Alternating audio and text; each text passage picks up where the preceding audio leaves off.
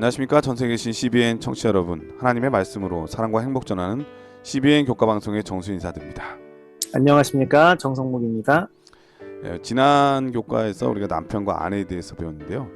저는 이런 생각이 들었습니다. 불을 붙이는 사람도 중요하지만 불을 꺼지지 않게 하는 사람도 정말 중요하다. 어떤 면에서 결혼은 불을 붙인 거예요, 그렇죠? 그런데 불이라고 하는 게 정말 위태로울 때가 많잖아요. 바람이 불거나 뭐 비가 오거나 이러면 꺼지기 쉬운데, 그것을 꺼지지 않게 하려면 계속 불을 붙이는 사람이 노력을 해야 되는 거죠. 이러한 노력들 혼자만이 아니라 가족 모두가 함께하는 그런 가정이 될 때 우리의 가정은 예수님께서 원하시는 가정, 튼튼하고 건강한 가정이 될 수 있으리라고 생각되어집니다. 자, 오늘은 에베소서 제 11번째 시간인데요. 제목은 최고의 충성을 그리스도에게 라고 하는 제목입니다. 먼저 기억절 말씀을 읽어드리겠습니다. 상전들아, 너희도 저희에게 이와 같이 하고 공갈을 그치라. 이는 저희와 너희의 상전이 하늘에 계시고 그에게는 외모와 사람을 취하는 일이 없는 줄 너희가 알미니라. 에베소서 6장 9절 말씀이었습니다. 오늘 제목은 최고의 충성을 그리스도에게 라고 하는 제목인데요. 어떤 말씀일까요? 이번 교과는 주인과 종에게 하는 바울의 권면을 연구합니다. 그런데 지금 우리는 자유민주주의 국가에서 살아가고 있기 때문에 이번 교과는 해당되지 않는 거 아닌가라고 생각한다면 오산이죠. 우리는 지금도 여전히 갑과 을의 관계가 얽혀있는 사회 가운데 살아가고 있습니다. 오히려 지금은 더 이것저것에 복잡한 관계를 맺으며 살아가고 있기 때문에 이곳에서는 갑으로, 저곳에서는 을로 살아가곤 하죠. 하나님께서는 양측의 올바른 관계의 원칙을 제시해 주셨습니다. 갑인 사람은 어떻게 해야 하는지, 을인 사람은 어떻게 해야 되는지 이 관계에 대한 부분을 살펴보면서 그리스도 안에서 건강한 관계를 형성하는 법을 함께 살펴보도록 하겠습니다. 우리 모두는 혼자 살 수가 없죠. 더불어 살아야 됩니다. 더불어 산다고 하는 것은 어떤 소속되어 있는 것을 말하죠. 직장 다니시는 분들은 회사가 그렇고요. 또 가정에서도 그렇고, 또 우리가 모임이나 심지어는 교회에서도 그렇고, 우리 모두가 다 어디에 속해 있습니다. 속해 있다고 하는 것은 각자의 위치와 직분이 있다고 하는 것을 알 수가 있죠. 이럴 때 우리가 어떻게 행동하는 것이 올바른 것인지, 그리고 또 어떻게 상대방을 배려해야 되는 것이 좋은 모습인지 오늘 말씀을 통해서 깊이 배울 수 있을 것 같습니다. 그럼 말씀에 앞서 참여 듣고 시작합니다. 여기는 말씀의 방송 CBN 코리아입니다.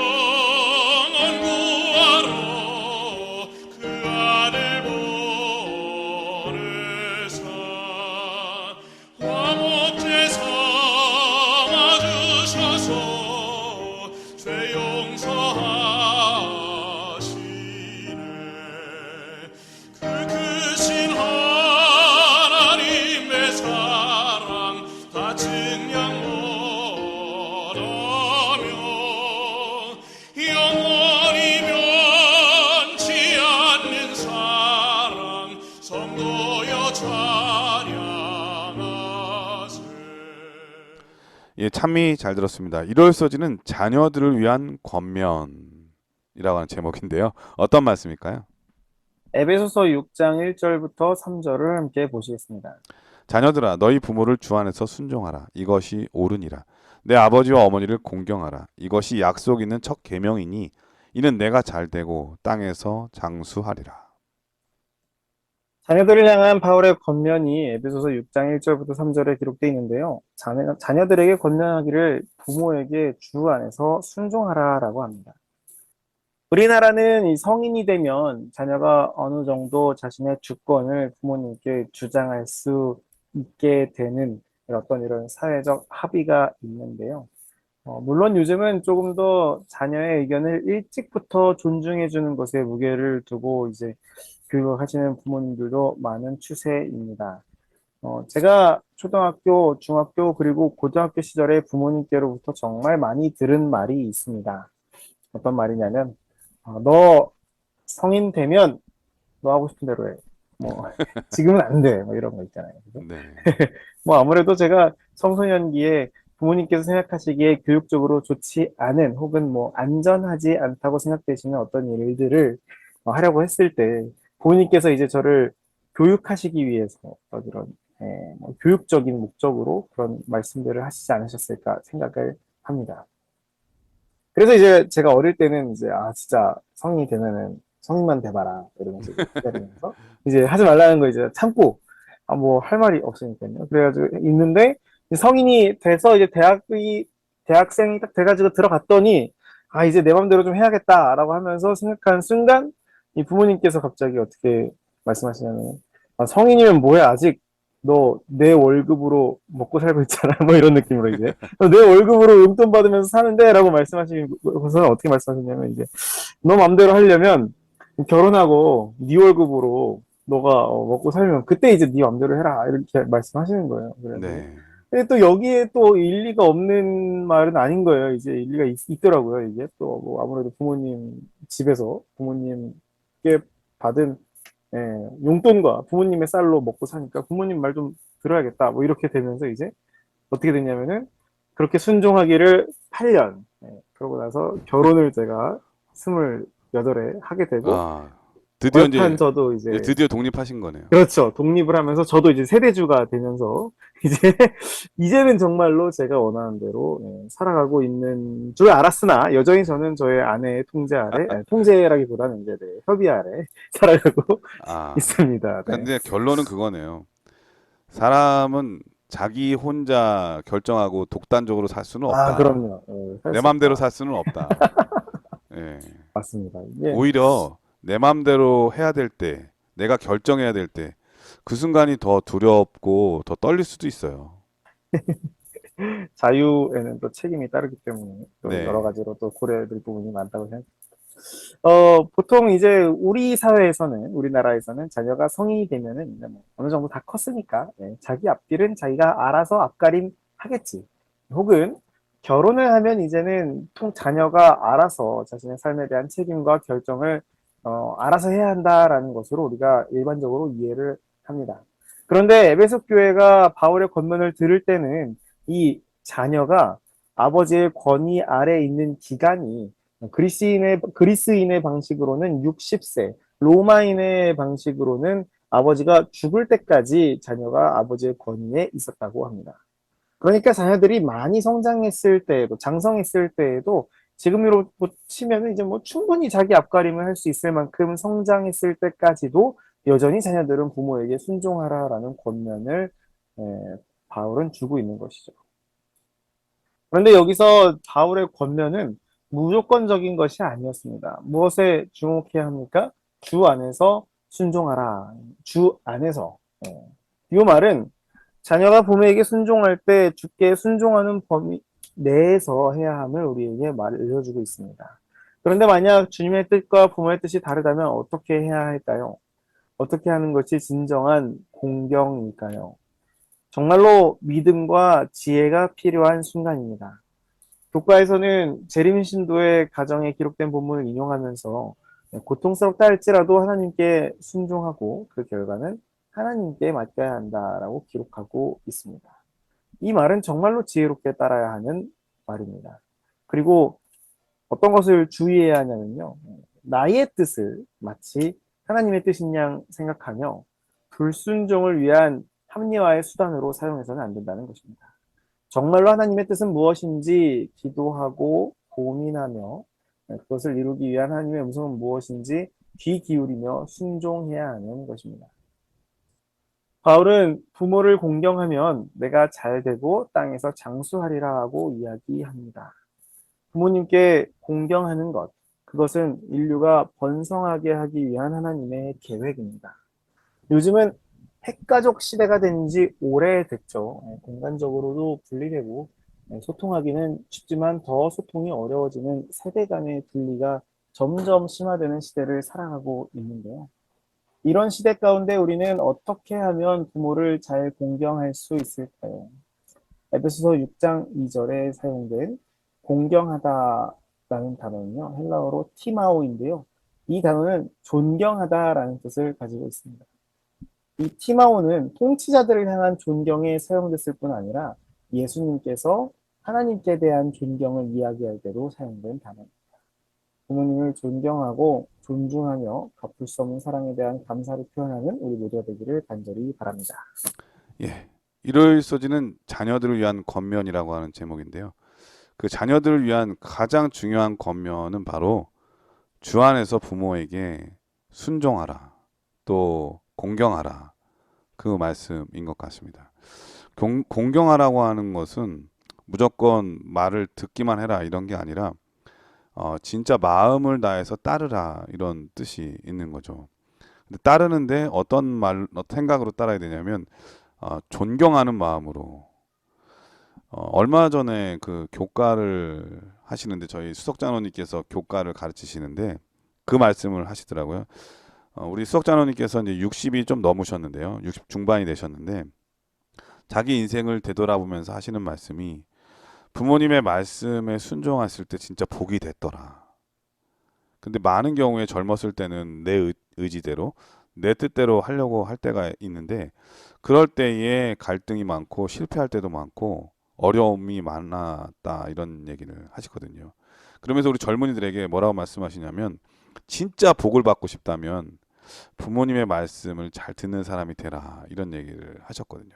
근데 저는 그 말씀을 듣는데 경험에서 우러나오는 말씀이라서 정말 동감이 많이 됐어요. 우리 부모님들은 이미 우리가 사는 세대를 다 경험하셨잖아요. 그런 부분에 있어서 우리보다 훨씬 더 경험이 많으시고 그 경험이라고 하는 것은 쌓이면 쌓일수록 지혜로 바뀔 때가 많아요. 그런데 그 지혜를 우리가 의지하지 못하고 이미 해보지 않은 것을 내 방식대로 내 맘대로 하려고 할 때 뜻하지 않은 많은 상황들 그리고 공경들을 만나게 되거든요. 그럴 때에 부모님의 하시는 말씀을 기억하지 못한 것 그리고 따르지 못한 것에 대한 후회가 있을 수 있습니다. 오늘 말씀은 바로 그런 말씀인 것 같아요. 우리를 향하신 이 부모의 마음은 늘 한결같잖아요. 자기 자신을 위해서 자식을 이용하는 경우는 거의 없습니다. 오히려 내가 잘 안 되더라도 자녀가 잘 되기를 바라는 것이 부모의 마음이지 않습니까? 우리를 가장 사랑하는 분의 가장 중요한 교훈을 따르지 않는다면 누구를 따를 수 있을까요? 예수님은 우리의 아버지가 되시죠. 그렇기 때문에 우리에게 가장 중요한 권면들을 성경을 통해서 말씀하고 계시고요. 우리 부모님들은 그 성경을 통해서 우리에게 또 다른 경험을 토대로 해서 또 말씀을 해주십니다. 이러한 말씀을 귀담아 들음으로써 복 있는 사람 그리고 늘 축복의 삶을 걸어가는 우리 모두가 되셨으면 정말 좋겠습니다. 그것이 가장 중요한 자녀의 의무요 도리라고 하는 것을 우리 1월 소지에서 배울 수가 있었습니다. 월요일 소지는 부모를 위한 권면이라고 하는 제목인데 어떤 말씀일까요? 에베소서 6장 4절과 골로새서 3장 21절을 함께 보시겠습니다. 또 아비들아 너희 자녀를 노엽게 하지 말고 오직 주의 교양과 훈계로 양육하라. 아비들아 너희 자녀를 경록해 말지니 낙심할까 함이라. 일요일 소지에서는 자녀들에게 하는 권면을 연구했다면 월요일 소지는 부모에게 주어진 권면입니다. 바울 시대에는 자녀들에 대한 아버지의 권한이 지금보다 훨씬 광했죠. 자녀들은 아버지의 소유물로 여겨지던 시대였습니다. 그런 시대상에서 바울의 이런 권면은 굉장히 담대한 권면이라고 볼 수 있겠죠.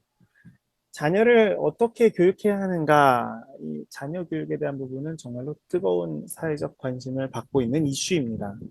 TV 프로그램 가운데 자녀 교육에 대해서 어려움을 겪고 있는 부모님들을 솔루션 해주는 프로그램이 인기였고, 지금도 많은 부모님들이 자녀 교육에 대해서 고민하고 어려움을 겪고 계십니다. 그런데 바울은 먼저 무엇을 강조하냐면 자녀를 노엽게 하지 말라를 강조합니다. 이 교육이라는 것이 때로는 하고 싶은 것을 못하게 해야 하고 하기 싫은 것을 해야 하기 때문에 참 어렵고 자칫하다가는 양쪽이 흥분하게 되기가 쉬운 음. 것 같습니다. 이게 잘못됐을 때 부모도 정말 실패한 부모가 될 수 있고요. 자녀도 잘못된 자녀가 되기 쉽잖아요.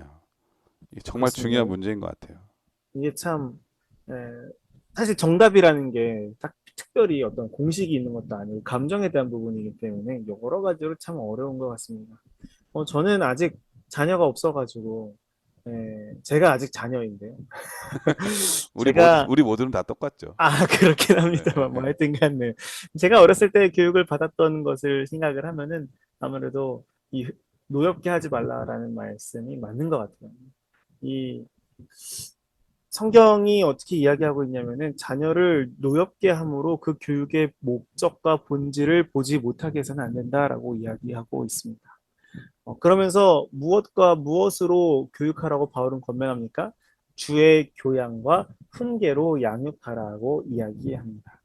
그런데 여기서 사용된 주의 교양과 훈계는 무엇인가 살펴보니 교양은 훈련이나 체벌, 징계를 동반한 책망을 의미하고요. 훈계는 말로 하는 교훈이나 교정을 의미합니다. 히브리서 12장 5절 이하에는 잠언 3장을 인용한 인용문이 나오는데요. 하나님께서 자기 백성을 교육하심을 기록하고 있는데 하나님께서는 책임 있는 사랑 안에서 고난과 징계를 내리시는 분이심을 우리는 살펴볼 수가 있습니다. 자녀를 교육함에 있어서 사랑이 있는가는 굉장히 중요합니다. 바울의 권면처럼 우리는 주의 교양과 훈계로 양육해야 합니다. 이것은 어떤 교육적 도구를 사용하거나 방법에 따라 적용되는 것이 아닙니다. 그 훈계와 교육이 주님을 지향한 것인가에 따라 결정됩니다. 그리스도인의 훈육을 특징 지우는 것은 교육 방법이 아닌 그 교육 방법이 사용되는 목적임을 우리는 기억해야 합니다. 물론 우리는 앞서 살펴본 대로 자녀를 노엽게 해서는 안 됩니다. 자녀가 노여움으로 그 교육의 목적과 지향점을 받아들이지 못한다면 교육이 사실 무슨 소용이 있겠습니까? 하나님께 지혜를 구하며 자녀를 양육함에 있어서 그 목적을 잃지 않기를 간구하는 우리 모두가 되기를 간절히 바랍니다. 예, 월요일 서지는 부모에 대한 권면의 말씀인데요. 이 세상에 태어나는 모든 사람들은 처음부터 부모로 태어난 사람은 없습니다. 다 자녀로 태어나죠. 그래서 이 부모가 된다고 하는 것은 정말 두려운 일이기도 하고 한 번도 해보지 않은 경험을 하기 때문에 잘 모를 때가 많아요. 저 같은 경우도 똑같죠. 근데 목사님 모를 때는 어떻게 해야 될까요? 물어봐야죠. 맞습니다. 모르면 자꾸 물어봐야 되죠. 심지어 뭐 컴퓨터를 하다가 어떤 일을 할 때 모르면 또 그 전문가에게도 물어봐야 되고요. 뭐든지 잘 모르면 물어야 됩니다. 경험 많은 사람에게, 심지어는 전문가에게.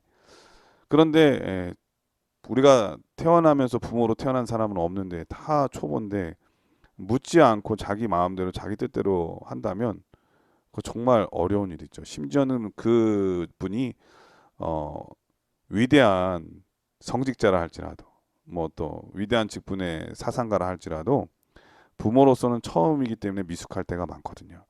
이럴 때는 자꾸 물어야 됩니다. 어떤 사람에게 물어야 되냐? 먼저 부모된 분들에게 물어봐야 되고요. 그분의 실패와 성공이 다 우리의 자양분이 되기 때문에 그 실패담도 듣고 또 성공담도 들어서 우리의 것으로 삼아야 될 것이고 무엇보다도 하나님께 지혜를 구하는 것이 정말 중요한 것 같습니다. 우리는 다 하나님의 자녀들이잖아요. 우리 부모 되시는 우리 아버지께 우리가 부모가 됐는데 어떻게 해야 되는지 알려달라고 가르쳐 주셔야 또 그리고 그걸 배워야 가장 좋은 부모가 되지 않겠습니까? 그렇지 못하면 나도 잘 모르니까 쉽게 짜증을 내는 거예요. 잘 모르는 사람에게 자꾸 물어보면 짜증냅니다. 근데 아는 사람에게 물어보면 어떻죠? 친절하게 잘 가르쳐 주잖아요. 우리의 모든 지혜의 근본 되시는 예수님께 물어서 그리고 또 우리 경험 많은 우리의 선배님들, 우리의 부모님들에게 물어봐서 좋은 부모, 그래서 우리의 자녀들이 예수님의 경건한 자녀, 교회의 큰 일꾼 될 수 있도록 노력하는 우리 모두 부모가 되어야 하겠습니다. 자, 화요일 소지는 바울 시대의 노예제도라고 하는 제목인데요. 어떤 말씀일까요? 바울 시대에도 노예제도는 있었죠. 사실 이 노예제도는 모든 인간을 사랑하시고 차별 없이 지으신 하나님의 뜻과는 맞지 않는 제도였음을 우리는 잘 알고 있습니다. 그런데 에베소서 6장 5절부터 7절을 마치 하나님께서 노예 제도를 용인하시는 것처럼 해석한 것에서부터 이 기독교 역사에 큰 오점이 발생했는데요. 에베소서 6장 5절로 7절을 함께 보시겠습니다. 종들아 두려워하고 떨며 성실한 마음으로 육체의 상전에게 순종하기를 그리스도께 하듯 하여 눈가림만 하여 사람을 기쁘게 하는 자처럼 하지 말고 그리스도의 종들처럼 마음으로 하나님의 뜻을 행하여 단 마음으로 섬기기를 주께 하듯 하고 사람들에게 하듯 하지 말라. 바울은 왜 이런 구절을 에베소서에 기록했을까요? 이 구절들은 어떤 의미를 가지고 있는 구절일까요? 사실 바울은 고린도전서에서 우리가 유대인이나 헬라인이나 종이나 자유자나 다 한 성령으로 침례를 받아 한 몸이 되었고 또 다 한 성령을 마시게 하셨느니라 라고 기록하므로 사실상 모든 계층이 그리스도 안에서 하나 되고 한 몸임을 선포했습니다. 이것은 그리스도인들은 그가 종이나 자유인이나 그리스도에 대한 동일한 관계에 서 있으며 그리스도 안에서 동일한 차원에서 연합되어 있음을 가리킵니다. 결국에는 반드시 이 노예제도의 폐지 및 종말을 가져오게 되는 것이죠. 그런데 바울은 왜 노예제도에 대해서 근본적인 사회 변화를 촉구하는 편지나 사회개혁을 일으키기 위한 권면을 하지 않았을까요? 바울 시대에서 노예제도에 대해 신약 성경이 보여준 관심이 적은 이유는 초기 기독교 내에서 어떤 이런 내세관이나 종말론적 긴장 상황 때문이 아니라 오히려 이 죄와 마찬가지로 구원에 대한 부분도 기존의 사회 구조 안에서 일어나기 때문에 최우선적인 중요 순위는 사회 구조를 변화시켜서 노예들을 해방시키고 사회적 개혁을 일으키는 것이 아니라 예수님의 삶에 일치할 수 있는 삶을 성취하도록 하는 것이 중요했던 것입니다. 만약 예수님의 삶을 닮아가고 그 사랑을 실천하며 많은 그리스도인들이 종된 자나 자유인이나 그리스도 안에서 한 몸이 되었다는 사실을 인정하게 될 때 자연스럽게 사회 구조를 전복시킬 수 있을 것으로 보았기 때문입니다. 바울은 그리스도를 위한 노예의 우선 목적은 자유의 획득이 아니라 노예로서 그의 위치에서 예수님의 사랑과 자비를 삶에서 실천하며 예수님을 위하여 사는 것이 중요하다고 생각했던 것입니다. 바울의 권면은 사회적 제도의 변화를 먼저 해결하는 것이 아닌 개인의 변화를 촉구하는 것이었습니다. 우리는 어디에 초점을 맞추며 살아가고 있나요? 제도적인 억울함과 불신, 불합리함만을 바라보면서 살아가고 있지는 않나요? 바울은 내가 바뀌고 우리가 바뀌면 그것이 사회를 바꾸고 세상을 바꿀 수 있다고 이야기하고 있습니다. 내가 먼저 변화하고 그리스도의 사랑을 나타내며 우리 주변에도 하나님의 축복이 흘러가게 하는 축복의 통로가 되기를 간절히 바랍니다. 이 화요일서지는 바울 시대의 노예 제도라고 하는 제목인데요. 바울 시대도 마찬가지고 그 전 시대에도 종들은 생혈 여탈권이라고 하죠. 생명과 죽음의 권리마저도 없었어요. 주인에게 다 있었죠. 그렇기 때문에 이 종들은 어떤 인격이라는 게 없고 다 물건 취급처럼 이제 재산권처럼 취급받던 시대예요. 그런 시대에 바울은 이런 말씀을 하시는 것은 정말 어떤 면에서 개혁가라고 말할 수도 있을 것 같습니다. 특별히 바울은 이 빌레몬서를 통해서 그 도망친 노예 오네시모에 대한 얘기를 빌레몬에게 편지를 써서 얘기하잖아요. 그러니까 오네시모는 사실은 빌레몬에게서 도망친 종이었습니다. 그러니까 종이 잘못해서 도망친다고 하는 거는 이거는 엄청난 죄죠. 예, 죽여도 할 말이 없을 만큼의. 근데 바울은 빌레몬에게 편지 쓰기를 우리가 그 유명한 서신이 바로 빌레몬서인데요. 빌레몬서를 읽게 되면은 바울은 빌레몬에게 오네시모를 종으로 대하지 말고 형제로 대해야 달라고 부탁을 하는 장면을 보게 됩니다. 그가 지금은 많이 뉘우쳐서 올바른 삶을 살려고 준비하고 있다고 하는 것을 또 말하고 있고요. 그의 중재자 역할을 통해서 아마 빌레몬은 오네시모를 그렇게 받아들였을 거라고 생각이 되어지는데 오늘날 우리가 생각해 보면 꼭 종이나 뭐 이렇게 되는 관계는 아니어도 차별받을 수밖에 없는 그런 상황에 놓인 사람들 많이 있잖아요. 맞습니다. 그런 사람들에게 상사로서의 해야 될 역할이 무엇인가?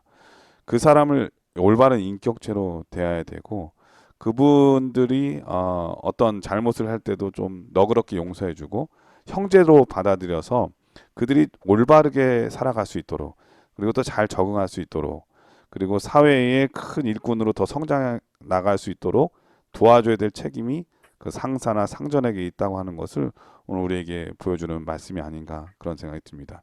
그리고 또 노예에 대한 입장으로서 난 노예이기 때문에 시키는 일만 할 거야. 이렇게 사는 것도 정말 올바른 삶은 아니라고 하는 거죠. 우리 모두는 자연스럽게 충성스럽게 일할 수 있는 사람이 되어야 됩니다. 누구에게 어디에 속해 있든지. 오늘 교과의 제목이 바로 그런 거잖아요. 그래서 우리의 삶의 태도를 스스로 노력하고 개발할 줄 아는 변화를 촉구할 줄 아는 그런 사람이 돼야 되겠다는 생각이 듭니다. 자, 그럼 여기서 찬미한 곡 들으신 다음에 계속해서 수요일 목요일 서지를 공부하도록 하겠습니다. 여기는 말씀의 방송 CBN 코리아입니다.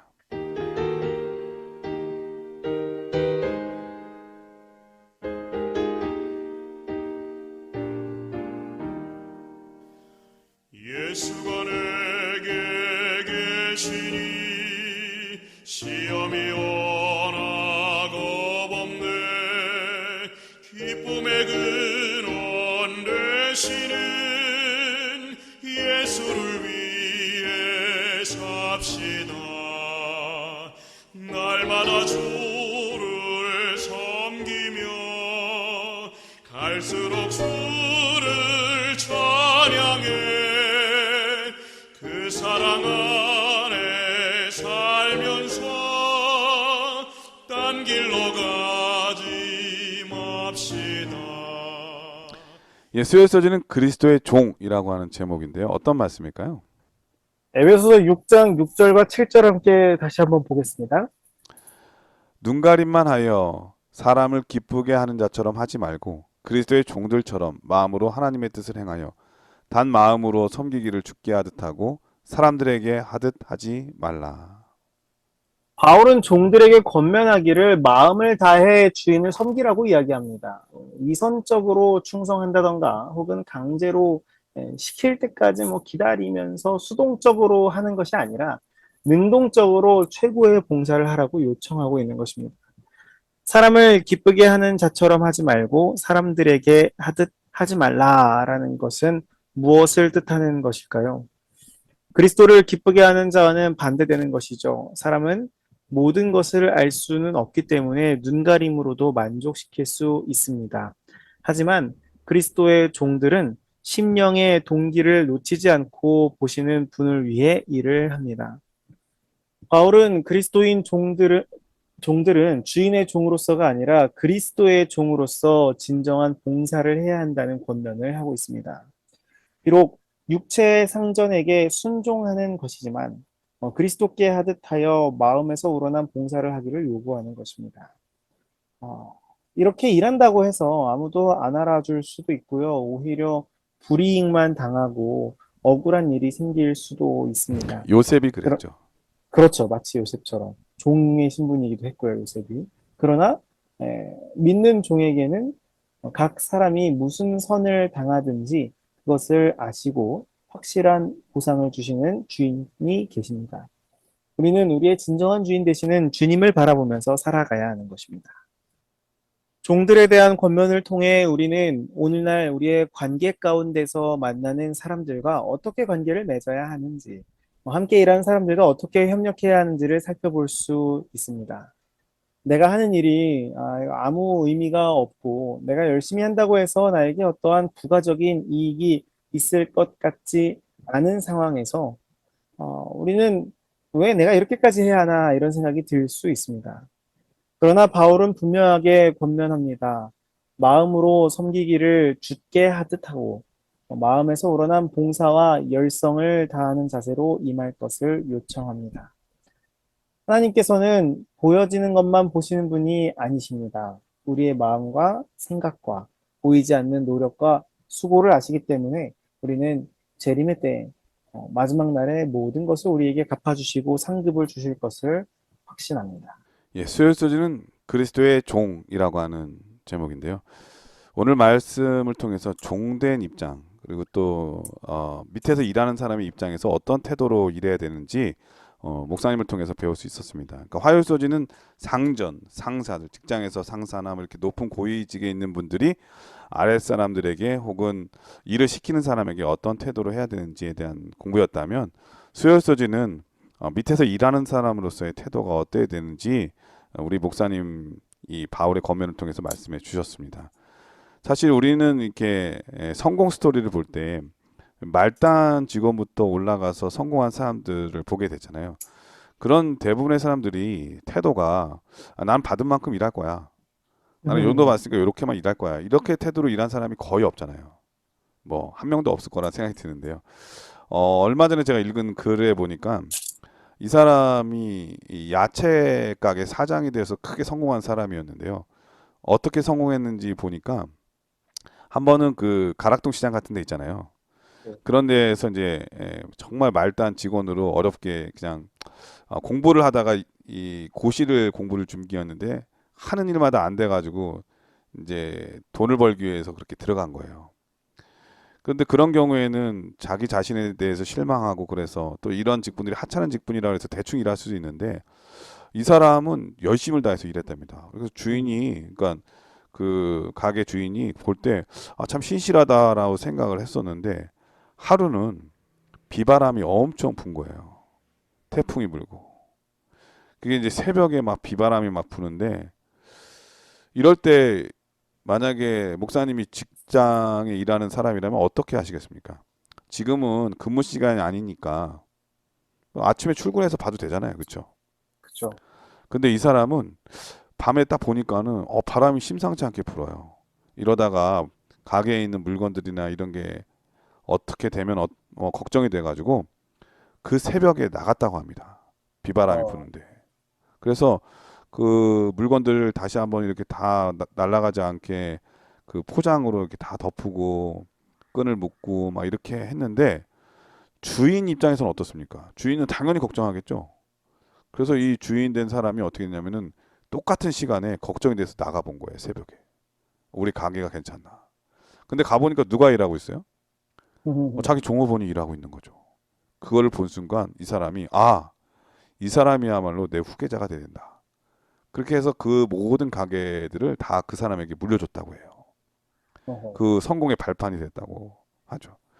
이 모든 성공의 스토리는 다 거기에 있는 것 같습니다. 지극히 작은 일에 충성하는 사람. 그런 사람이 될 때 우리 모두가 성공할 수 있는 것 아니겠습니까? 우리는 기본적으로 예수님의 일꾼들입니다. 그리고 종된 자로서의 삶을 살아가고 있죠. 그런데 작은 일이라고 해서 하찮게 여기고 큰 일만 하려고 할 때는 큰 일을 할 수 있는 마음의 자세가 또 준비가 되지 않는 것 같습니다. 오늘 말씀을 통해 작은 일에도 최선을 다하는 예수님 닮은 그리스도의 종으로 살아가는 우리 모두가 됐으면 정말 좋겠습니다. 목요일 소지는 종이 된 주인이라고 하는 제목인데 어떤 말씀일까요? 에베소서 6장 9절을 함께 보시겠습니다. 상전들아 너희도 저희에게 이와 같이 하고 공갈을 그치라. 이는 저희와 너희의 상전이 하늘에 계시고 그에게는 외모로 사람을 취하는 일이 없는 줄 너희가 알미니라. 9절에서 바울은 상전에게도 동일하게 권면합니다. 이와 같이 하고 라는 말은 종이 행했던 것처럼, 종에게 권면했던 것처럼 동일하게 주인에게도 권면하고 있음을 의미하고 있죠. 이것은 종과 주인이 상호 관계에서 동일한 행위의 기준을 갖고 있음을 알려주고 있습니다. 주인들은 자신들이 소유한 사회적 지위나 권력을 악용해서 종들을 위협해서는 안 된다고 바울은 권면합니다. 바울이 주인들에게 위와 같이 권면하면서 그에 대한 근거로 두 가지를 제시하는데요. 첫 번째는 우리는 모두 하늘의 주인, 같은 주인을 섬기는 종이라는 것입니다. 사실 우리는 모두 다 종인데 그 주인께서는 어떤 분이시라고 기록합니까? 외모로 사람을 취하는 일이 없는 분이시라고 기록합니다. 사람을 외모로 취하는 일이 없다는 것은 무엇을 뜻하는 말이냐면 불공평이나 편파성이 없다라는 말씀입니다. 하나님께서는 어느 누구에게나 불공평하게 취급하지 않으시고 이러한 주님께서는 주인이나 종이나 고용인이나 피고용인이나 동일하게 취급하신다는 것입니다. 그렇기 때문에 주인은 이러한 사실들을 기억하면서 종에게 요구됐던 것들을 주인도 마찬가지로 행하며 마음을 다하여 서로를 섬기고 공달을 금해야 함을 바울은 권면했던 것입니다. 우리가 살아가는 이 시대에서도 충분히 적용할 수 있는 바울의 권면입니다. 사실 우리는 모두 상대적인 관계를 맺으며 살아가고 있습니다. 여기서는 갑의 위치에 있지만 저기에서는 또 을의 위치에 있을 수도 있고, 여기서는 주도적인 위치에서 일을 진행하지만 저기서는 피동적인 위치에 있을 수 있습니다. 그렇기 때문에 에베소서 6장 5절부터 9절까지는 우리 모두에게 해당되는 관계를 위한 권면이라고 이해할 수 있습니다. 어느 위치에 있든지 우리는 결국 모두 하나님의 종됨을 기억해야 합니다. 주권이 하늘 아버지께 있음을 인정할 때에 우리는 그리스도의 종이 행하듯이 일을 하게 되고 관계를 맺게 됩니다. 마음을 보시는 주님께서 보시기에 합당한 대로 일을 하게 되고 모든 이들에게 공평하게 대하시는 주님 앞에서 우리는 불합리함을 누군가에게 강요할 수 없게 됩니다. 우리의 주인 되시는 하나님을 기억하며 그분 앞에서 한 점 부끄러움 없는 충성된 종이 되는 우리 모두가 되기를 간절히 바랍니다. 예, 목요일 서지는 종이 된 주인이라고 하는 제목인데요. 말씀을 들으면서 갑자기 저는 백부장이 생각이 났어요. 그 백부장이 자기 종이 아파가지고 예수님을 찾아오잖아요. 그때 뭐라 그러냐면은 말씀만 해달라. 그럼 내 하인이 낫겠다 이런 얘기를 하잖아요. 그러면서 하는 얘기가 나도 남의 수하에 든 사람인데 제 아래 군병들이 있는데 그 군병에게 가라고 하면 가고 오라고 하면 오는데 말씀만 해달라고 이렇게 얘기를 하자 예수님께서 와 내가 이만한 믿음을 본 적이 없다 이런 얘기를 하시죠.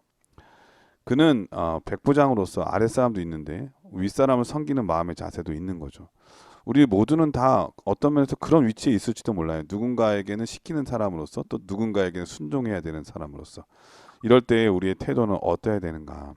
아랫사람에게 함부로 하고 윗사람에게 아부하는 그런 사람이 아니라 항상 우리 목사님 말씀하신 대로 아랫사람에게도 인격적으로 대하고 윗사람에게도 불합리할 때는 올바른 얘기도 해주고 또 그들에게 최선을 다하는 받은 만큼만 일하는 게 아니라 늘 충성하는 부끄러움 없는 충성된 종이 되라고 하는 말씀 오늘 말씀 마음에 새기게 됩니다. 그러면서 떠오르는 하나 이야기가 있는데요. 전라북도에 가면은 그 유형문화재 136호가 있대요. 그게 뭐냐면은 김제에 있는 금산교회라고 하는 교회예요. 교회가 유형문화재인 거죠. 꽤 오래된. 근데 그 교회에서 이어져 내려오는 휴먼 스토리가 있어요. 그 김제의 아주 제일 부자였던 사람이 누구냐면 조덕삼이라고 하는 사람이었답니다. 1920년대 때 가장 큰 부자였는데 그때 당시에 선교사 테이트라고 하는 사람이 와서 복음을 전하기 시작한 거예요. 키도 크고 코도 크고 막 눈도 부리부리한 사람이 막 열심을 내면서 막 복음을 전하니까 무슨 일 하는지도 모르고 이 조덕삼이라는 사람이 자기의 사랑채 하나를 빌려줘서 거기서 그 일을 하라고 이렇게 도와줍니다. 이 선교사가 거기서 열심히 복음을 전하니까 사람들이 많이 몰려들었겠죠. 그런데 그 자리에 누가 있었냐면 이 조덕삼이라고 하는 사람의 몸종이었던 이자익이라고 하는 사람도 있었습니다. 이 사람은 조덕삼이라고 하는 사람이 타고 다니는 말을 관리하는 그런 종이었어요. 머슴이었죠. 근데 그 사람이 이 선교사의 이렇게 하는 일을 보고 왔다 갔다 도와주다가 교인이 된 거예요. 그리고 또 조덕삼이라고 하는 사람도 주인이니까 자기가 베풀었으니까 무슨 일을 하나 하고 왔다 갔다 하다가 또 교인이 됐어요. 진짜 시간이 흘렀습니다. 교회는 부흥했고요. 교회 장로가 필요하게 됐어요. 그런데 하필이면은 조덕삼이라는 사람하고 이자익이라는 사람 두 사람이 후보로 올라간 거예요. 자, 목사님 같으면 당연히 누가 될 거라고 생각했을까요? 당연히 부자이고 그 집을 할애해주고 헌신한 조덕삼이라는 사람이 장로가 되기에 합당하다고 생각하지 않겠습니까?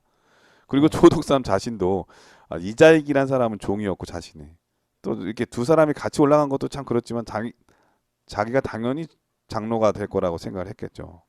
그런데 결과는 정반대였습니다. 이자익이라는 사람이 장로가 된 거예요. 그때 이 조덕삼이라는 사람은요 어떻게 했는지 아십니까? 기꺼이 이자익이라는 사람이 장로가 되게 충분하다.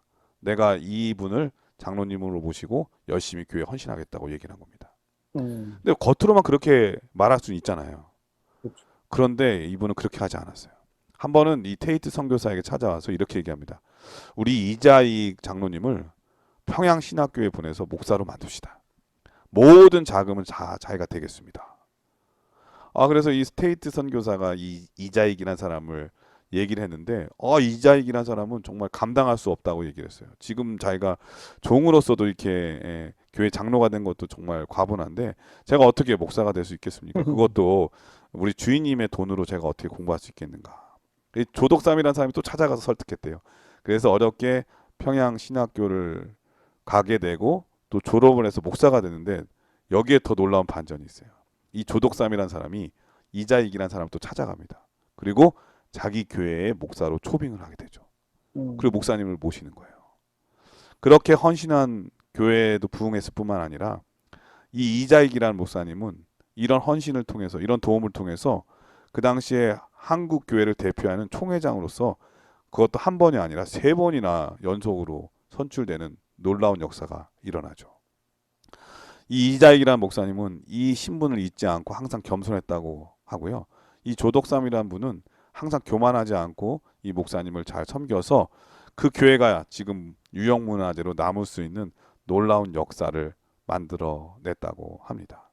정말 아름다운 그런 모범 사례가 아니겠습니까? 우리가 이러한 마음으로 교회를 섬기고 서로를 섬긴다면 우리 예수님께서 너무나 기뻐하지 않을까 그런 생각이 듭니다.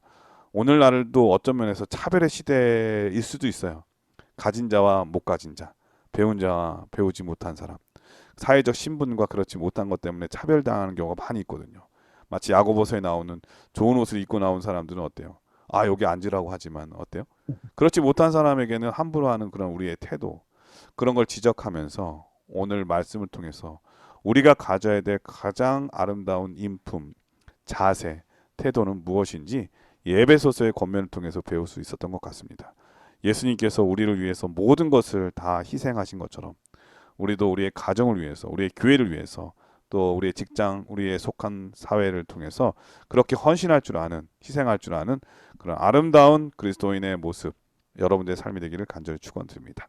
우리 목사님께서 이번 교과를 간략하게 정리해 주시고 기도하고 마치도록 하겠습니다. 오늘 우리는 에베소서 6장 1절부터 9절까지의 말씀을 통해 다시 한번 관계에 대한 말씀을 살펴봤습니다. 부모와 자식 관계도 그리스도의 모본대로 행할 때에 그리스도에게 받은 사랑대로 행할 때에 올바른 관계가 형성됨을 연구했습니다. 뿐만 아니라 갑과 을 위치에 있는 관계들 가운데 하나님께서 제시해 주신 양자에게 올바른 관계의 원칙을 살펴봤습니다. 우리는 모두 하늘 아버지의 자녀들이며 하나님의 종된 주의 백성임을 기억할 때 주님께서 제시해 주신 관계의 원칙들을 잘 이해하고 실천할 수 있을 것입니다. 공평하신 하나님 앞에서 나 자신이 먼저 변화되기를 간절히 바랍니다. 혹 아무 의미 없는 충성과 열심을 다한다는 생각이 들지라도 하나님께서 모든 것을 아시며 마지막 날에 잘하였도다 착하고 충성된 종아라는 기쁨의 말씀으로 상 주실 것을 확신하는 그러면서 주의 종으로 살아가는 우리 모두가 되기를 간절히 바라면서 교과를 마치도록 하겠습니다. 네, 목사님께서 기도해 주시고 이번 교과를 마치도록 하겠습니다.